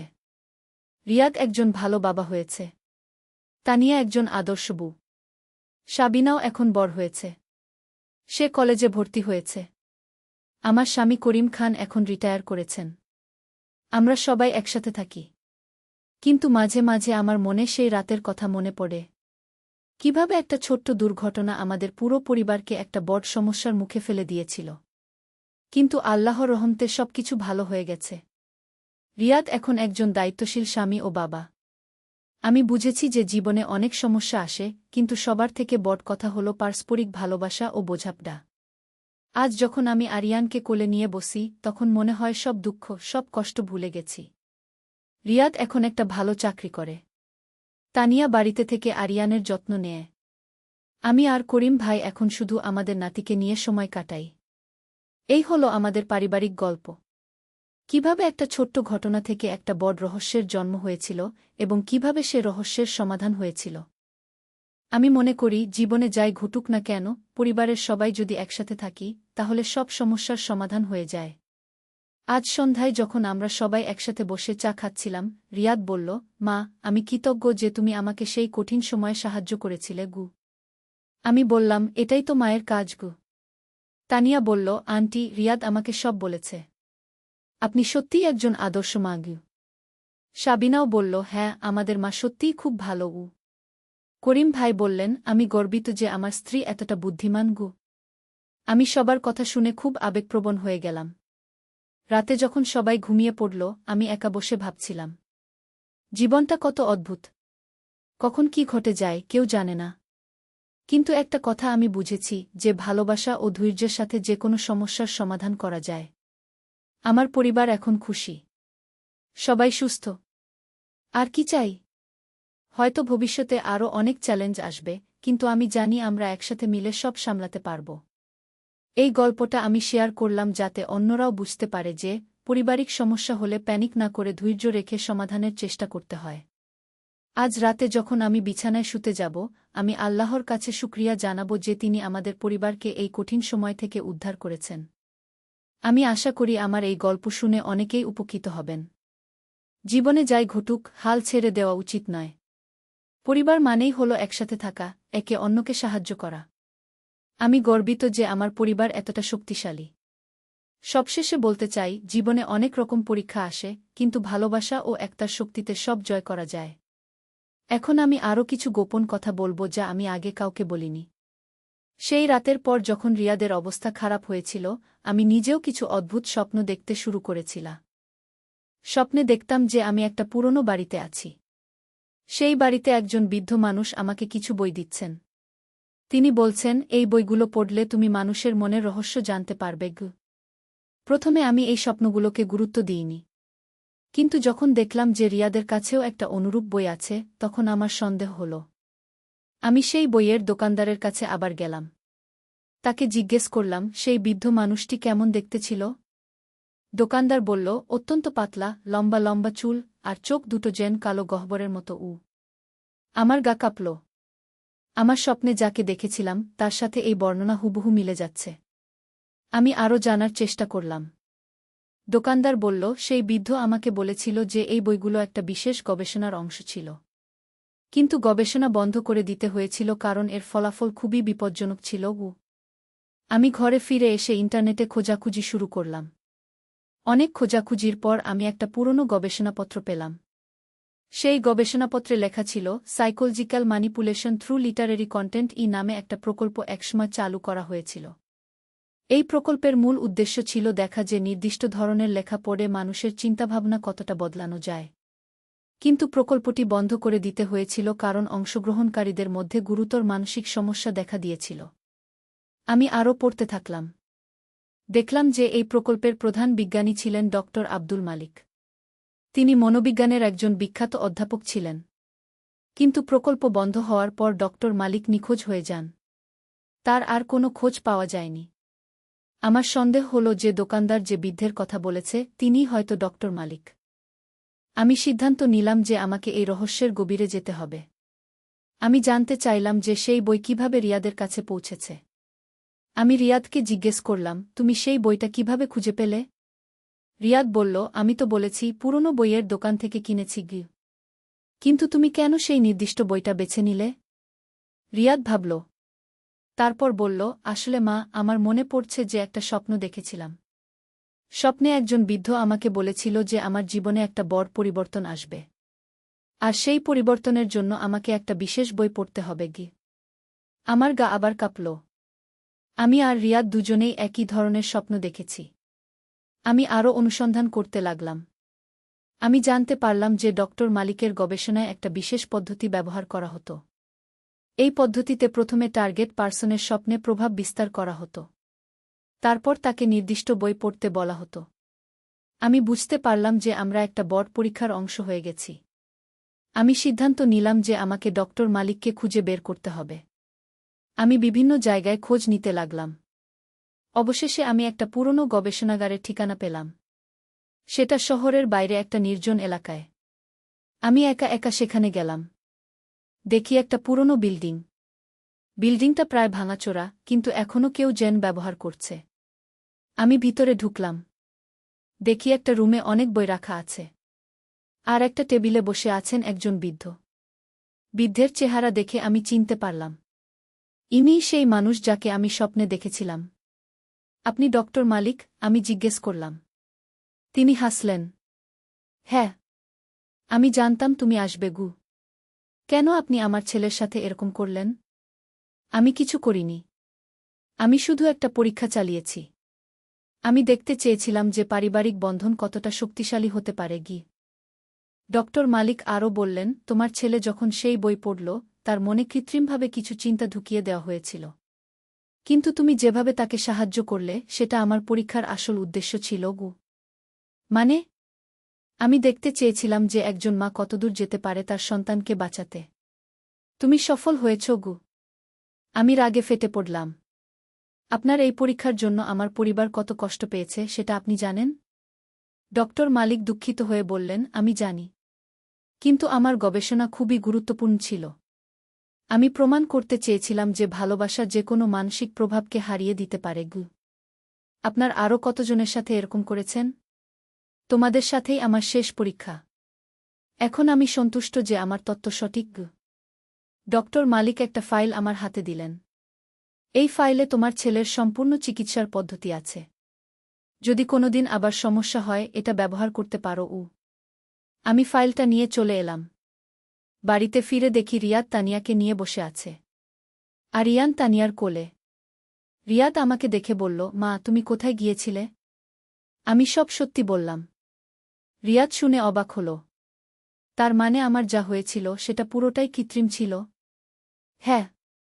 কিন্তু গুরুত্বপূর্ণ বিষয় হল যে তুমি এখন ভালো আছো গু। তানিয়া বলল, আন্টি, এই ব্যাপারটা কি পুলিশকে জানানো উচিত নয়? আমি ভেবে দেখলাম। তারপর বললাম, না, এখন আর দরকার নেই। ড. মালিক বলেছে যে এটাই তার শেষ পরীক্ষা গু। কিন্তু আমি সিদ্ধান্ত নিলাম যে আমি এই ঘটনা সবার সাথে শেয়ার করব। যাতে অন্য কেউ এরকম সমস্যায় না পড়ে। আমি একটা ডায়েরি লিখতে শুরু করলাম। সেই ডায়েরিতে আমাদের পুরো অভিজ্ঞতা লিখলাম। কিছুদিন পর আমি জানতে পারলাম যে ড. মালিক মারা গেছেন। তার মৃত্যুর পর তার সব গবেষণা সরকার বাজেয়াপ্ত করেছে। আমি স্বস্তি পেলাম যে আর কারো সাথে এরকম ঘটনা ঘটবে না। এখন আমাদের পরিবার সম্পূর্ণ স্বাভাবিক। রিয়াদ তার কাজে মনোযোগ দিচ্ছে। তানিয়া আরিয়ানের যত্ন নিচ্ছে। সাবিনাও এখন গ্র্যাজুয়েট হয়েছে। সে একটা ভালো চাকরি পেয়েছে। কয়েক মাস আগে সাবিনা একটা ছেলের সাথে পরিচিত হয়েছে। ছেলেটা খুবই ভদ্র এবং শিক্ষিত। আমি ভাবছি শীঘ্রই সাবিনার বিয়ে দিতে হবে। তাহলে আমাদের পরিবার আরও বড় হবে। করিম ভাই এখন নাতির সাথে খেলায় ব্যস্ত থাকেন। আরিয়ান এখন ৩ বছর বয়স। সে কথা বলতে শিখেছে। প্রতিদিন সকালে আরিয়ান আমার কাছে এসে বলে, নানি, গল্প বলো। আমি তাকে রূপকথার গল্প বলি। কিন্তু আমাদের জীবনের আসল ঘটনার চেয়ে রোমাঞ্চকর আর কোনো গল্প হতে পারে না। মাঝে মাঝে রাতে যখন সবাই ঘুমিয়ে যায়, আমি একা বসে ভাবি, জীবন সত্যিই অদ্ভুত। কখন কোনো মোড় নেবে কেউ জানে না। কিন্তু একটা কথা আমি নিশ্চিতভাবে বলতে পারি যে পারিবারিক ভালোবাসার চেয়ে শক্তিশালী কিছু নেই। আজকাল আমি স্থানীয় একটা সামাজিক সংস্থার সাথে কাজ করি। আমি এমন পরিবারদের সাহায্য করি যাদের সদস্যদের মানসিক সমস্যা আছে। আমার অভিজ্ঞতা অনেককে সাহায্য করেছে। অনেক মা আমার কাছে পরামর্শ নিতে আসে। আমি তাদের বলি যে ধৈর্য এবং ভালোবাসা দিয়ে যে কোনো সমস্যার সমাধান করা যায়। গত মাসে আমাদের এলাকার একটা পরিবারের সাথে অনুরূপ ঘটনা ঘটেছিল। তাদের ছেলেও হঠাৎ অদ্ভুত আচরণ করতে শুরু করেছিল। আমি তাদের সাহায্য করেছি। এখন সেই ছেলেও ভালো আছে। আমি বুঝেছি যে আমাদের অভিজ্ঞতা শুধু আমাদের জন্য নয়, এটা অন্যদের সাহায্য করার জন্যও ব্যবহার করা যায়। আজ সকালে তানিয়া আমাকে একটা খুশির খবর দিয়েছে। সে আবার গর্ভবতী হয়েছে। আমি খুবই খুশি। আরিয়ানের একটা ভাই বা বোন হবে। রিয়াদও খুব খুশি। সে বলেছে যে এবারের বাচ্চার নাম সে রাখবে আমার নামানুসারে। আমার মনে হচ্ছে আমাদের পরিবারে আবার নতুন আনন্দ আসছে। আমি প্রতিদিন আল্লাহর কাছে দোয়া করি যেন আমাদের পরিবার সবসময় সুখে থাকে। কিছুদিন আগে আমি আমার ডায়েরি প্রকাশ করেছি। অনেকে সেটা পড়ে আমাকে ধন্যবাদ জানিয়েছে। একজন পাঠক আমাকে চিঠি লিখেছিল, আপনার গল্প পড়ে আমি বুঝতে পেরেছি যে পরিবারের শক্তি কত বেশি। আরেকজন লিখেছিল, আপনার অভিজ্ঞতা আমাকে আমার ছেলের সাথে সমস্যার সমাধান করতে সাহায্য করেছে। এইসব চিঠি পেয়ে আমি বুঝতে পারি যে আমাদের কষ্টের একটা মানে ছিল। আমি এখন নিয়মিত বিভিন্ন সেমিনারে বক্তব্য রাখি। আমি মানুষদের বলি যে মানসিক স্বাস্থ্য নিয়ে কথা বলা লজ্জার কিছু নেই। আমার কথা শুনে অনেকে উৎসাহিত হয় এবং তাদের সমস্যার সমাধান খোঁজে। এভাবে আমাদের দুর্ভোগ থেকেই অনেকের উপকার হচ্ছে। আজ রাতে যখন আমি এই গল্প শেষ করছি, আমি খুবই কৃতজ্ঞ বোধ করছি। জীবনে অনেক বাধা এসেছে, কিন্তু আমরা সবাই মিলে সেসব অতিক্রম করেছি। আমার পরিবার এখন আরও শক্তিশালী। আমরা একে অন্যকে আরও বেশি ভালোবাসি। আমি জানি যে ভবিষ্যতেও হয়তো নানা সমস্যা আসবে। কিন্তু আমি নির্ভয়ে বলতে পারি যে আমরা যে কোনো সমস্যার মোকাবেলা করতে পারব। কারণ আমাদের আছে ভালোবাসা, আছে একতা, আর আছে একে অন্যের প্রতি অবিচল বিশ্বাস। আমার গল্প এখানেই শেষ। আশা করি আপনাদের ভালো লেগেছে। আর সবচেয়ে বড় কথা, আশা করি এই গল্প থেকে আপনারা কিছু শিক্ষা নিতে পেরেছেন। আমি সিদ্ধান্ত নিলাম তাকে একজন ডাক্তারের কাছে নিয়ে যেতে হবে। পরের দিন আমরা ডাক্তারের কাছে গেলাম। ডাক্তার রিয়াদের কথা শুনে বললেন, এটা পোস্টট্রমাটিক স্ট্রেস ডিসঅর্ডারের একটা রূপ। দুর্ঘটনার পর মানুষের মনে এরকম বিভ্রম হতে পারে কি? ডাক্তার আরও বললেন, সে যখন আপনাকে বাঁচিয়েছে তখন তার মনে একটা হিরো কমপ্লেক্স তৈরি হয়েছে। সে মনে করছে আপনি তার উপর নির্ভরশীল। ডাক্তার রিয়াদকে কিছু ওষুধ দিলেন এবং বললেন নিয়মিত কাউন্সেলিং নিতে। কয়েক সপ্তাহ পর রিয়াদের অবস্থা ভালো হতে শুরু করল। সে আবার স্বাভাবিক হয়ে উঠল। একদিন সে আমার কাছে এসে বলল, মা, আমি খুবই দুঃখিত। আমি জানি না কেন ওইসব অদ্ভুত কথা বলেছিলাম। আমি তাকে বুকে টেনে নিয়ে বললাম, কিছু নেই বাবা। তুমি ভালো আছো, এটাই যথেষ্ট। কিন্তু এই ঘটনার পর আমি একটা নতুন রহস্যের সন্ধান পেলাম।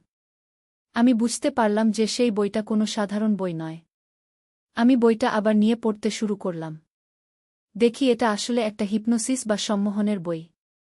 বইতে লেখা ছিল কিভাবে কোনো মানুষকে মানসিকভাবে প্রভাবিত করা যায়। আমি বুঝতে পারলাম যে রিয়াদ না জেনেই নিজেকে সম্মোহিত করে ফেলেছিল। আমি সাবিনাকে ডেকে জিজ্ঞেস করলাম, তুমি কি জানো রিয়াদ ভাই এই বইটা কোথায় পেয়েছে? সাবিনা বলল, ও বলেছিল যে পুরনো বইয়ের দোকান থেকে কিনেছে গু। আমি সেই দোকানে গেলাম। দোকানদার বলল, এই বইটা একজন বৃদ্ধ লোক এনেছিল। বলেছিল এটা একটা বিপজ্জনক বই। বিপজ্জনক মানে?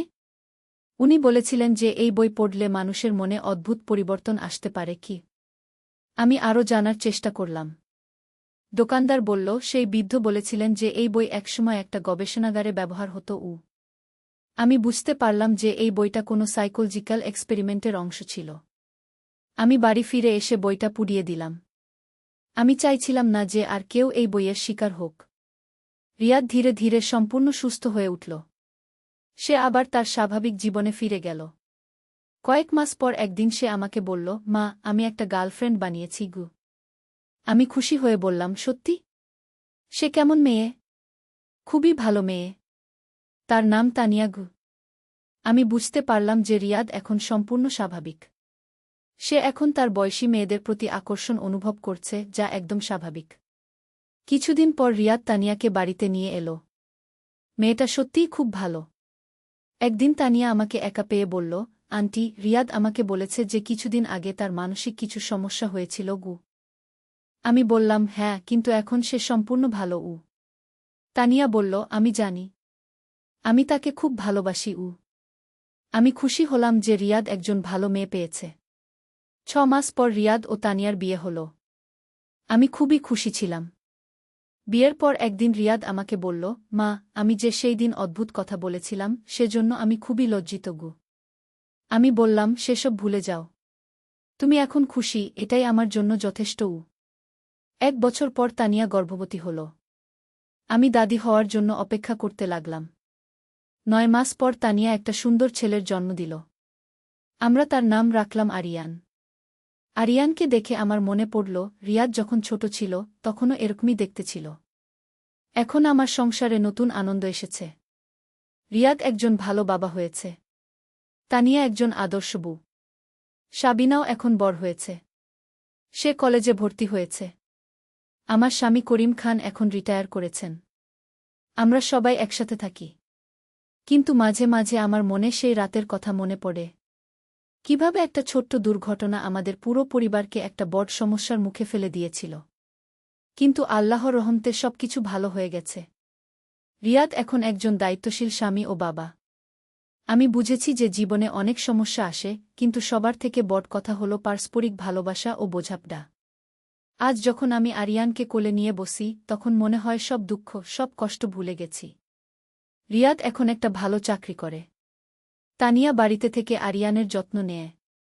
আমি আর করিম ভাই এখন শুধু আমাদের নাতিকে নিয়ে সময় কাটাই। এই হলো আমাদের পারিবারিক গল্প। কিভাবে একটা ছোট্ট ঘটনা থেকে একটা বড় রহস্যের জন্ম হয়েছিল এবং কিভাবে সে রহস্যের সমাধান হয়েছিল। আমি মনে করি জীবনে যাই ঘটুক না কেন, পরিবারের সবাই যদি একসাথে থাকি তাহলে সব সমস্যার সমাধান হয়ে যায়। আজ সন্ধ্যায় যখন আমরা সবাই একসাথে বসে চা খাচ্ছিলাম, রিয়াদ বলল, মা, আমি কৃতজ্ঞ যে তুমি আমাকে সেই কঠিন সময়ে সাহায্য করেছিলে গু। আমি বললাম, এটাই তো মায়ের কাজ গু। তানিয়া বলল, আন্টি, রিয়াদ আমাকে সব বলেছে। আপনি সত্যিই একজন আদর্শ মা গু। সাবিনাও বলল, হ্যাঁ, আমাদের মা সত্যিই খুব ভালো। করিম ভাই বললেন, আমি গর্বিত যে আমার স্ত্রী এতটা বুদ্ধিমান গু। আমি সবার কথা শুনে খুব আবেগপ্রবণ হয়ে গেলাম। রাতে যখন সবাই ঘুমিয়ে পড়ল আমি একা বসে ভাবছিলাম, জীবনটা কত অদ্ভুত। কখন কি ঘটে যায় কেউ জানে না। কিন্তু একটা কথা আমি বুঝেছি, যে ভালোবাসা ও ধৈর্যের সাথে যে কোনো সমস্যার সমাধান করা যায়। আমার পরিবার এখন খুশি। সবাই সুস্থ। আর কি চাই? হয়তো ভবিষ্যতে আরও অনেক চ্যালেঞ্জ আসবে, কিন্তু আমি জানি আমরা একসাথে মিলে সব সামলাতে পারব। এই গল্পটা আমি শেয়ার করলাম যাতে অন্যরাও বুঝতে পারে যে পারিবারিক সমস্যা হলে প্যানিক না করে ধৈর্য রেখে সমাধানের চেষ্টা করতে হয়।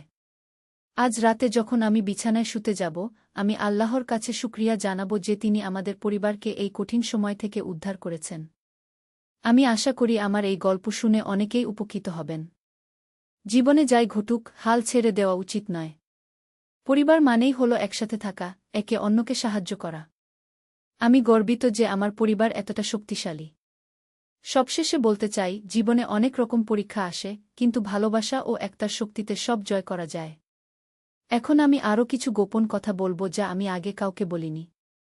সেই রাতের পর যখন রিয়াদের অবস্থা খারাপ হয়েছিল, আমি নিজেও কিছু অদ্ভুত স্বপ্ন দেখতে শুরু করেছিলাম। স্বপ্নে দেখতাম যে আমি একটা পুরনো বাড়িতে আছি। সেই বাড়িতে একজন বৃদ্ধ মানুষ আমাকে কিছু বই দিচ্ছেন। তিনি বলছেন, এই বইগুলো পড়লে তুমি মানুষের মনের রহস্য জানতে পারবে। প্রথমে আমি এই স্বপ্নগুলোকে গুরুত্ব দিইনি। কিন্তু যখন দেখলাম যে রিয়াদের কাছেও একটা অনুরূপ বই আছে, তখন আমার সন্দেহ হল। আমি সেই বইয়ের দোকানদারের কাছে আবার গেলাম। তাকে জিজ্ঞেস করলাম, সেই বৃদ্ধ মানুষটি কেমন দেখতে ছিল? দোকানদার বলল, অত্যন্ত পাতলা, লম্বা লম্বা চুল, আর চোখ দুটো যেন কালো গহ্বরের মতো। আমার গা কাঁপল। আমার স্বপ্নে যাকে দেখেছিলাম তার সাথে এই বর্ণনা হুবহু মিলে যাচ্ছে। আমি আরও জানার চেষ্টা করলাম। দোকানদার বলল, সেই বৃদ্ধ আমাকে বলেছিল যে এই বইগুলো একটা বিশেষ গবেষণার অংশ ছিল। কিন্তু গবেষণা বন্ধ করে দিতে হয়েছিল কারণ এর ফলাফল খুবই বিপজ্জনক ছিল। আমি ঘরে ফিরে এসে ইন্টারনেটে খোঁজাখুঁজি শুরু করলাম। অনেক খোঁজাখুঁজির পর আমি একটা পুরনো গবেষণাপত্র পেলাম। সেই গবেষণাপত্রে লেখা ছিল, psychological manipulation through literary content নামে একটা প্রকল্প একসময় চালু করা হয়েছিল। এই প্রকল্পের মূল উদ্দেশ্য ছিল দেখা যে নির্দিষ্ট ধরনের লেখা পড়ে মানুষের চিন্তাভাবনা কতটা বদলানো যায়। কিন্তু প্রকল্পটি বন্ধ করে দিতে হয়েছিল কারণ অংশগ্রহণকারীদের মধ্যে গুরুতর মানসিক সমস্যা দেখা দিয়েছিল। আমি আরও পড়তে থাকলাম। দেখলাম যে এই প্রকল্পের প্রধান বিজ্ঞানী ছিলেন ড. আব্দুল মালিক। তিনি মনোবিজ্ঞানের একজন বিখ্যাত অধ্যাপক ছিলেন। কিন্তু প্রকল্প বন্ধ হওয়ার পর ড. মালিক নিখোঁজ হয়ে যান। তার আর কোনো খোঁজ পাওয়া যায়নি। আমার সন্দেহ হল যে দোকানদার যে বৃদ্ধের কথা বলেছে তিনিই হয়তো ড. মালিক। আমি সিদ্ধান্ত নিলাম যে আমাকে এই রহস্যের গভীরে যেতে হবে। আমি জানতে চাইলাম যে সেই বই কিভাবে রিয়াদের কাছে পৌঁছেছে। আমি রিয়াদকে জিজ্ঞেস করলাম, তুমি সেই বইটা কিভাবে খুঁজে পেলে? রিয়াদ বলল, আমি তো বলেছি পুরনো বইয়ের দোকান থেকে কিনেছি। কিন্তু তুমি কেন সেই নির্দিষ্ট বইটা বেছে নিলে? রিয়াদ ভাবল। তারপর বলল, আসলে মা, আমার মনে পড়ছে যে একটা স্বপ্ন দেখেছিলাম। স্বপ্নে একজন বৃদ্ধ আমাকে বলেছিল যে আমার জীবনে একটা বড় পরিবর্তন আসবে। আর সেই পরিবর্তনের জন্য আমাকে একটা বিশেষ বই পড়তে হবে। আমার গা আবার কাঁপল। আমি আর রিয়াদ দুজনেই একই ধরনের স্বপ্ন দেখেছি। আমি আরও অনুসন্ধান করতে লাগলাম। আমি জানতে পারলাম যে ড. মালিকের গবেষণায় একটা বিশেষ পদ্ধতি ব্যবহার করা হতো। এই পদ্ধতিতে প্রথমে টার্গেট পার্সনের স্বপ্নে প্রভাব বিস্তার করা হতো। তারপর তাকে নির্দিষ্ট বই পড়তে বলা হতো। আমি বুঝতে পারলাম যে আমরা একটা বড় পরীক্ষার অংশ হয়ে গেছি। আমি সিদ্ধান্ত নিলাম যে আমাকে ড. মালিককে খুঁজে বের করতে হবে। আমি বিভিন্ন জায়গায় খোঁজ নিতে লাগলাম। অবশেষে আমি একটা পুরনো গবেষণাগারের ঠিকানা পেলাম। সেটা শহরের বাইরে একটা নির্জন এলাকায়। আমি একা একা সেখানে গেলাম। দেখি একটা পুরনো বিল্ডিং। বিল্ডিংটা প্রায় ভাঙাচোরা, কিন্তু এখনও কেউ যেন ব্যবহার করছে। আমি ভিতরে ঢুকলাম। দেখি একটা রুমে অনেক বই রাখা আছে। আর একটা টেবিলে বসে আছেন একজন বৃদ্ধ। বৃদ্ধের চেহারা দেখে আমি চিনতে পারলাম। ইনিই সেই মানুষ যাকে আমি স্বপ্নে দেখেছিলাম। আপনি ড. মালিক? আমি জিজ্ঞেস করলাম। তিনি হাসলেন। হ্যাঁ, আমি জানতাম তুমি আসবে। কেন আপনি আমার ছেলের সাথে এরকম করলেন? আমি কিছু করিনি। আমি শুধু একটা পরীক্ষা চালিয়েছি। আমি দেখতে চেয়েছিলাম যে পারিবারিক বন্ধন কতটা শক্তিশালী হতে পারে। ড. মালিক আরও বললেন, তোমার ছেলে যখন সেই বই পড়ল, তার মনে কৃত্রিমভাবে কিছু চিন্তা ঢুকিয়ে দেওয়া হয়েছিল। কিন্তু তুমি যেভাবে তাকে সাহায্য করলে সেটা আমার পরীক্ষার আসল উদ্দেশ্য ছিল। মানে? আমি দেখতে চেয়েছিলাম যে একজন মা কতদূর যেতে পারে তার সন্তানকে বাঁচাতে। তুমি সফল হয়েছ। আমি রাগে ফেটে পড়লাম। আপনার এই পরীক্ষার জন্য আমার পরিবার কত কষ্ট পেয়েছে সেটা আপনি জানেন? ড. মালিক দুঃখিত হয়ে বললেন, আমি জানি। কিন্তু আমার গবেষণা খুবই গুরুত্বপূর্ণ ছিল। আমি প্রমাণ করতে চেয়েছিলাম যে ভালোবাসা যে কোনো মানসিক প্রভাবকে হারিয়ে দিতে পারে। আপনার আরও কতজনের সাথে এরকম করেছেন? তোমাদের সাথেই আমার শেষ পরীক্ষা। এখন আমি সন্তুষ্ট যে আমার তত্ত্ব সঠিক। ড. মালিক একটা ফাইল আমার হাতে দিলেন। এই ফাইলে তোমার ছেলের সম্পূর্ণ চিকিৎসার পদ্ধতি আছে। যদি কোনোদিন আবার সমস্যা হয় এটা ব্যবহার করতে পারো। আমি ফাইলটা নিয়ে চলে এলাম। বাড়িতে ফিরে দেখি রিয়াদ তানিয়াকে নিয়ে বসে আছে। আরিয়ান তানিয়ার কোলে। রিয়াদ আমাকে দেখে বলল, মা তুমি কোথায় গিয়েছিলে? আমি সব সত্যি বললাম। রিয়াদ শুনে অবাক হল। তার মানে আমার যা হয়েছিল সেটা পুরোটাই কৃত্রিম ছিল? হ্যাঁ। কিন্তু গুরুত্বপূর্ণ বিষয় হল যে তুমি এখন ভালো আছো গু। তানিয়া বলল, আন্টি এই ব্যাপারটা কি পুলিশকে জানানো উচিত নয়? আমি ভেবে দেখলাম। তারপর বললাম, না এখন আর দরকার নেই। ডক্টর মালিক বলেছে যে এটাই তার শেষ পরীক্ষা গু। কিন্তু আমি সিদ্ধান্ত নিলাম যে আমি এই ঘটনা সবার সাথে শেয়ার করব, যাতে অন্য কেউ এরকম সমস্যায় না পড়ে। আমি একটা ডায়েরি লিখতে শুরু করলাম। সেই ডায়েরিতে আমাদের পুরো অভিজ্ঞতা লিখলাম। কিছুদিন পর আমি জানতে পারলাম যে ডক্টর মালিক মারা গেছেন। তার মৃত্যুর পর তার সব গবেষণা সরকার বাজেয়াপ্ত করেছে। আমি স্বস্তি পেলাম যে আর কারো সাথে এরকম ঘটনা ঘটবে না। এখন আমাদের পরিবার সম্পূর্ণ স্বাভাবিক। রিয়াদ তার কাজে মনোযোগ দিচ্ছে। তানিয়া আরিয়ানের যত্ন নিচ্ছে। সাবিনাও এখন গ্র্যাজুয়েট হয়েছে। সে একটা ভালো চাকরি পেয়েছে। কয়েক মাস আগে সাবিনা একটা ছেলের সাথে পরিচিত হয়েছে। ছেলেটা খুবই ভদ্র এবং শিক্ষিত। আমি ভাবছি শীঘ্রই সাবিনার বিয়ে দিতে হবে। তাহলে আমাদের পরিবার আরও বড় হবে। করিম ভাই এখন নাতির সাথে খেলায় ব্যস্ত থাকেন। আরিয়ান এখন ৩ বছর বয়স। সে কথা বলতে শিখেছে। প্রতিদিন সকালে আরিয়ান আমার কাছে এসে বলে, নানি গল্প বলো গু। আমি তাকে রূপকথার গল্প বলি। কিন্তু আমাদের জীবনের আসল ঘটনার চেয়ে রোমাঞ্চকর আর কোনো গল্প হতে পারে না। মাঝে মাঝে রাতে যখন সবাই ঘুমিয়ে যায় আমি একা বসে ভাবি, জীবন সত্যিই অদ্ভুত। কখন কোনো মোড় নেবে কেউ জানে না। কিন্তু একটা কথা আমি নিশ্চিতভাবে বলতে পারি যে পারিবারিক ভালোবাসার চেয়ে শক্তিশালী কিছু নেই। আজকাল আমি স্থানীয় একটা সামাজিক সংস্থার সাথে কাজ করি। আমি এমন পরিবারদের সাহায্য করি যাদের সদস্যদের মানসিক সমস্যা আছে। আমার অভিজ্ঞতা অনেককে সাহায্য করেছে।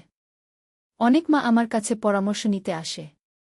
আমি তাদের বলি যে ধৈর্য এবং ভালোবাসা দিয়ে যে কোনো সমস্যার সমাধান করা যায়।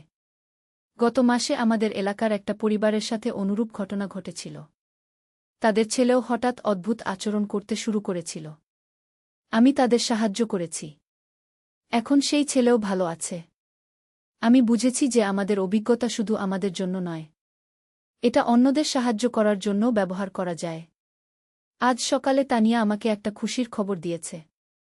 সে আবার গর্ভবতী হয়েছে। আমি খুবই খুশি। আরিয়ানের একটা ভাই বা বোন হবে। রিয়াদও খুব খুশি। সে বলেছে যে এবারের বাচ্চার নাম সে রাখবে আমার নামানুসারে। আমার মনে হচ্ছে আমাদের পরিবারে আবার নতুন আনন্দ আসছে। আমি প্রতিদিন আল্লাহর কাছে দোয়া করি যেন আমাদের পরিবার সবসময় সুখে থাকে। কিছুদিন আগে আমি আমার ডায়েরি প্রকাশ করেছি। অনেকে সেটা পড়ে আমাকে ধন্যবাদ জানিয়েছে। একজন পাঠক আমাকে চিঠি লিখেছিল, আপনার গল্প পড়ে আমি বুঝতে পেরেছি যে পরিবারের শক্তি কত বেশি। আরেকজন লিখেছিল, আপনার অভিজ্ঞতা আমাকে আমার ছেলের সাথে সমস্যার সমাধান করতে সাহায্য করেছে। এইসব চিঠি পেয়ে আমি বুঝতে পারি যে আমাদের কষ্টের একটা মানে ছিল। আমি এখন নিয়মিত বিভিন্ন সেমিনারে বক্তব্য রাখি। আমি মানুষদের বলি যে মানসিক স্বাস্থ্য নিয়ে কথা বলা লজ্জার কিছু নেই। আমার কথা শুনে অনেকে উৎসাহিত হয় এবং তাদের সমস্যার সমাধান খোঁজে। এভাবে আমাদের দুর্ভোগ থেকেই অনেকের উপকার হচ্ছে। আজ রাতে যখন আমি এই গল্প শেষ করছি আমি খুবই কৃতজ্ঞ বোধ করছি। জীবনে অনেক বাধা এসেছে কিন্তু আমরা সবাই মিলে সেসব অতিক্রম করেছি। আমার পরিবার এখন আরও শক্তিশালী। আমরা একে অন্যকে আরও বেশি ভালোবাসি। আমি জানি যে ভবিষ্যতেও হয়তো নানা সমস্যা আসবে। কিন্তু আমি নির্ভয়ে বলতে পারি যে আমরা যে কোনো সমস্যার মোকাবেলা করতে পারব। কারণ আমাদের আছে ভালোবাসা, আছে একতা, আর আছে একে অন্যের প্রতি অবিচল বিশ্বাস। আমার গল্প এখানেই শেষ। আশা করি আপনাদের ভালো লেগেছে। আর সবচেয়ে বড় কথা, আশা করি এই গল্প থেকে আপনারা কিছু শিক্ষা নিতে পেরেছেন।